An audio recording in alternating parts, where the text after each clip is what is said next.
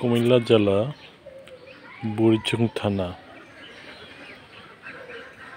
বারেশ্বর গ্রাম বর্তমান অবস্থা।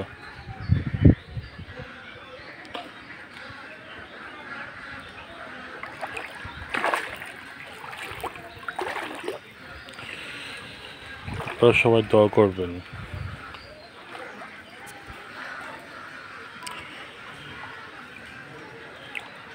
কিছুটা আশার বাণী হচ্ছে, পানি আগে যে পর্যায়ে ছিল এর থেকে 2 থেকে 3 ইঞ্চি পানি কিছুটা কমছে। ইনশাল্লাহ 8 থেকে 10 দিনের মধ্যে হয়তোবা পানি অধিকাংশ পানি চলে যাবে। আপনারা সবাই দোয়া করবেন। ওকে, আল্লাহ হাফেজ।